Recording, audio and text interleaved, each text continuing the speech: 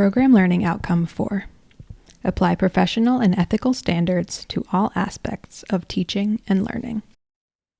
The artifacts I chose to represent this aspect of my MET journey are the copyright scavenger hunt I designed for EdTech 502, the professional ethics animation I designed for EdTech 501, and the inaccessibility fixes I completed for EdTech 510. I built the copyright scavenger hunt using HTML and CSS on Adobe Dreamweaver. This activity was designed to teach students about copyright and fair use principles using fan art and fan fiction as a vehicle. I chose this topic because the age group I work with often creates works based on their favorite media and post it online. The interest and relevance of the topic makes the lesson more engaging and more likely to stick. The scavenger hunt asks students to engage with a variety of resources and answer related questions. Incorporating relevant content about copyright into student lessons demonstrates a commitment to ethics in my teaching. I created this animation about professional ethics using Powtoon for the visual and 11 Labs for the voiceover. This animation covers Section 2, Principle 4 of the 2001 AECT Code of Professional Ethics, or Section 3, Principle 2 in the most current version of the code. This principle covers impartiality and professionalism in regard to accepting gifts or favors.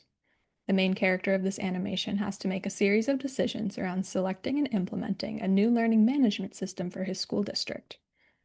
One vendor sends him a gift, and the principal of one of the schools asked to be moved to the front of the implementation list.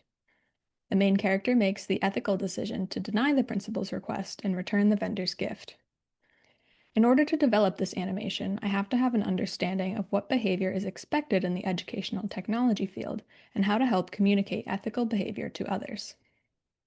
In EdTech 510, I was asked to audit several file types for barriers to accessibility.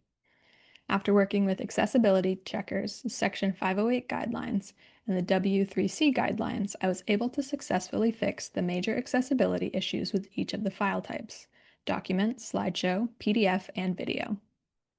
The changes I made to each file type removed barriers for users with disabilities, like adding captions or ensuring appropriate contrast.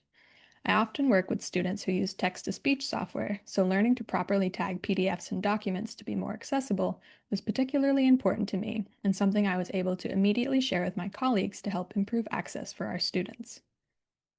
Ensuring access to information for all users is one of the most important lessons I learned from the MET program, in addition to understanding the responsibility I have to ensure that I am making well-informed decisions regarding technology use.